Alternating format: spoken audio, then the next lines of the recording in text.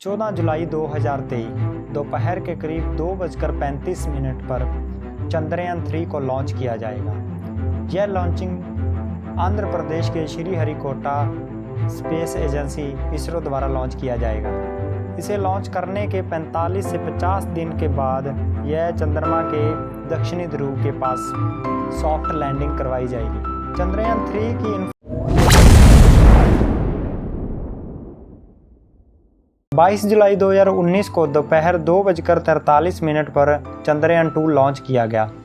बता दें 15 जुलाई 2019 को तकनीकी खराबी के कारण इसरो ने इसे 22 जुलाई 2019 को लॉन्च किया था। इसरो ने अपने आधिकारिक ट्विटर हैंडल से इस बात की घोषणा भी की थी। चंद्रयान 2 मिशन को 18 सितंबर 2008 को मंजूरी मिली थी। करीब 8 साल बाद यानी कि 2016 में इस मिशन के लिए टेस्ट को शुरू किया गया। इसरो ने इस साल मई में चंद्रयान 2 के लॉन्च के बारे में घोषणा किया था।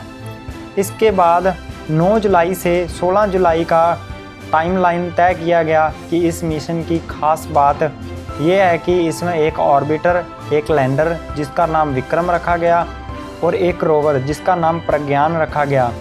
इस मिशन का मुख्य उद्देश्य चंद्रमा पर सॉफ्ट लैंड करना था और इसकी सतह का अध्ययन करना था। चंद्रयान 2 दुनिया का पहला ऐसा मिशन था जो चंद्रमा के साउथ पोलर रीजन में सॉफ्ट लैंडिंग करेगा। यही नहीं, यह भारत का पहला ऐसा मिशन है जो पूरी तरीके से विकसित स्वदेशी तकनीक के साथ चंद्रमा की सतह पर सॉफ्ट लैंडिंग करेगा। इस मिशन के साथ ही भारत दुनिया का चौथा ऐसा देश बन जाएगा जो चंद्रमा की सतह पर सॉफ्ट लैंडिंग करेगा।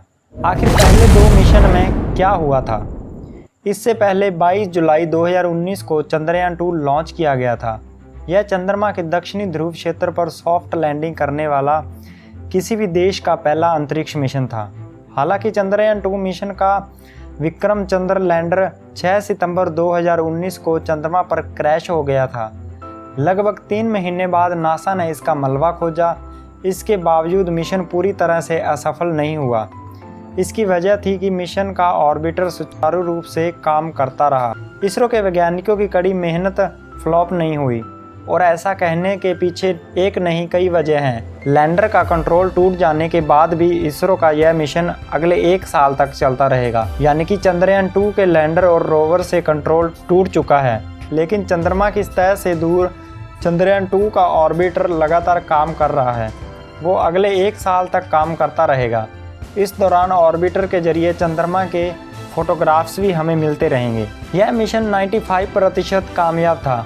इसरो के वैज्ञानिकों ने बताया कि इस मिशन में सिर्फ 5% हिस्सा ही प्रभावित हुआ था, बल्कि 95% हिस्सा काम करता रहेगा। लेकिन मिशन के बाकी 95% हिस्सा एक्टिव हिस्से से दूसरी तरह जानकारी मिलती रहेगी। चंद्रयान 2 का ऑर्बिटर लगातार चांद के चक्कर काटता रहेगा और उसके जरिए इसरो के वैज्ञानिकों को जानकारी मिलती रहेगी। आखिर चंद्रयान 3 है क्या? इसरो के अधिकारियों के मुताबिक चंद्रयान 3 मिशन चंद्रयान 2 का ही अगला चरण है, जो चंद्रमा की सतह पर उतरेगा और परीक्षण करेगा। इसमें एक मॉड्यूल, एक लैंडर और एक रोवर होगा। चंद्रयान 3 का फोकस चंद्रमा की सतह पर सुरक्षित लैंड करने पर है। मिशन की सफलता के नए उपकरण बनाए गए, एल्गोरिथम को बेहतर किया गया। जिन वजह से चंद्रमा 2 मिशन चंद्रमा की सतह पर नहीं उतर पाया, उन पर फोकस किया गया। मिशन 14 जुलाई दोपहर 2:35 श्रीहरिकोटा केंद्र से उड़ान भरेगा। अगर यह सब योजना के अनुसार हुआ तो 23 या 24 अगस्त को चंद्रमा पर उतरेगा। यह मिशन भारत को अमेरिका, रूस और चीन के बाद चंद्रमा पर सॉफ्ट लैंडिंग करने वाला दुनिया का चौथा देश बना देगा। इसी साल अप्रैल में जापान की कंपनी आईस्पेस ने फुकोतो R1 मिशन नाम का एक उपग्रह लॉन्च किया था। हालांकि यह मिशन चंद्रमा पर सॉफ्ट लैंडिंग करने में सफल नहीं रहा और यह हाल ही में तीसरा मामला है। इजरायली कंपनी स्पेस IL और भारत की अंतरिक्ष एजेंसी इसरो दोनों ने 2019 में प्रयास किए, लेकिन चंद्रमा पर सुरक्षित लैंडिंग नहीं हो पाई। आखिरी सफल सॉफ्ट लैंडिंग उसी वर्ष चीन के चांग 4 लैंडर द्वारा की गई, जो चंद्रमा के दूर वाले हिस्से पर उतरने वाला पहला उपग्रह भी था।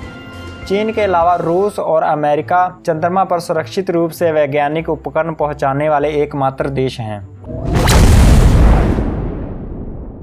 आखिर चंद्रयान 3 कैसे काम करेगा? चंद्रयान 3 में एक स्वदेशी लैंडर मॉड्यूल यानी कि LM, प्रोपल्यूशन मॉड्यूल यानी कि PM और एक रोवर शामिल है, जिसका उद्देश्य इंटरप्लैनेटरी मिशन के लिए जरूरी नई तकनीक को विकसित और प्रदर्शित करना है। प्रोपल्यूशन मॉड्यूल का मुख्य काम होगा लैंडर मॉड्यूल को लॉन्च व्हीकल से अंतिम 100 किलोमीटर के गोलाकार ध्रुवीय चंद्र कक्षा तक लेकर जाना और फिर LM को अलग कर देना। इसके अलावा PM के पास वैल्यू एडिशन के तौर पर एक और वैज्ञानिक पेलोड रहेगा, जिसे LM के अलग होने के बाद संचालित किया जाएगा। चंद्रयान 3 मिशन के लिए जिस लॉन्चर का इस्तेमाल किया जाएगा वह LVM-3 है। अब लैंडर को चांद पर धीरे धीरे लैंड कराया जाएगा।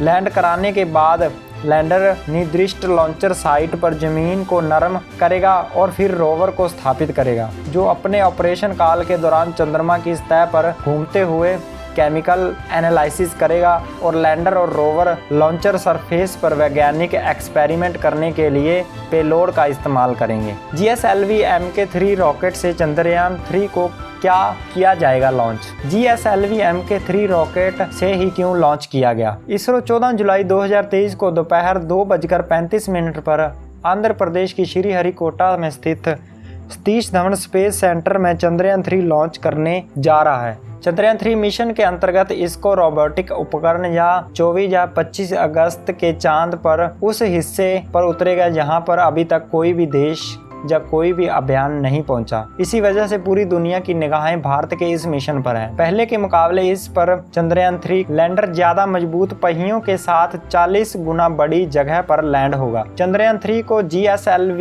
Mk3 रॉकेट से लॉन्च किया जाएगा। लैंडर को सफलतापूर्वक चांद की सतह पर उतारने के लिए इसमें कई तरह का सुरक्षा उपकरणों को लगाया गया है।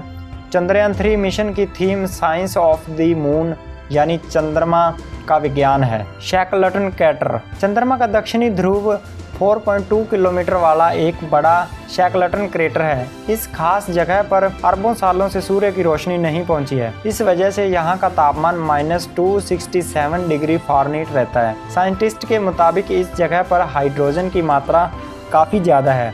इस कारण यहाँ पर पानी की मौजूदगी हो सकती है। कई वैज्ञानिकों द्वारा यह अनुमान लगाया गया है कि इस शैकलटन क्रेटर के पास 100 मिलियन टन पानी मिल सकता है। आखिर चंद्रमा पर खोज क्यों की जा रही है? चंद्रमा 3 को मिलाकर अकेले भारत के ही 3 चंद्र मिशन हो जाएंगे। हालांकि इसके अलावा भी दुनिया के तमाम राष्ट्रीय और निजी अंतर्राष्ट्रीय एजेंसियां लूनर मिशन भेज चुकी हैं या भेजने की तैयारी में है। इस मिशनों को अपेक्षित सफलता नहीं मिल पाई। यही कारण है कि आज भी चंद्रमा पर खोज एक चुनौती मानी जाती है। साल 1969 में नील आर्मस्ट्रॉन्ग अमेरिका के अपोलो 11 मिशन के दौरान चंद्रमा पर चलने वाले पहले व्यक्ति थे। इस ऐतिहासिक मिशन के दशकों के बाद भी चंद्रमा का पता लगाना मनुष्य के लिए महत्वपूर्ण हो गया है। साइंटिस्ट का कहना है कि जब पृथ्वी और ब्रह्मांड के इतिहास का अध्ययन करने की बात आती है तो चंद्रमा एक खजाना है। आखिर चंद्र मिशन से मनुष्य को क्या हासिल होगा? चंद्रमा की यात्रा मनुष्य को दुनिया में रहने और काम करने का पहला अनुभव प्रदान करेगी। साइंटिस्ट का कहना है कि चंद्रमा पर सफलतापूर्वक उपस्थिति स्थापित करने मनुष्य पृथ्वी पर जीवन को बढ़ाएगा और अपने सौर मंडल के बाकी हिस्सों और उसमें आगे का पता लगाने के लिए तैयार होंगे। आखिर चंद्रयान 3 मिशन का चंद्रमा के दक्षिणी ध्रुव को ही टारगेट क्यों किया गया है? इसके पीछे कई कारण हैं। चंद्रमा के दक्षिणी ध्रुव को लक्षित करने का सबसे मुख्य कारण है कि यहाँ के उत्तरी ध्रुव के मुकाबले एक बड़ा छायादार क्षेत्र मौजूद है। वैज्ञानिकों का मानना है कि चंद्रमा की सतह पर इस क्षेत्र में पानी के स्थायी स्रोत पाए जाने की संभावना बहुत अधिक है। इसके वैज्ञानिकों के दक्षिणी ध्रुव में मौजूद गड्ढों में गहरी दिलचस्पी है। उनका मानना है कि इसके प्रारंभिक ग्रह प्रणाली के रहस्यमयी जीवाश्म रिकॉर्ड मिल सकते हैं। इसलिए साइंटिस्ट ने चंद्रयान 3 के लिए चंद्रमा के दक्षिणी ध्रुव को ही चुना है। आपको यह वीडियो कैसी लगी हो नीचे कमेंट में ज़रूर बताना। मिलते हैं नेक्स्ट वीडियो में, तब तक के लिए जय हिंद।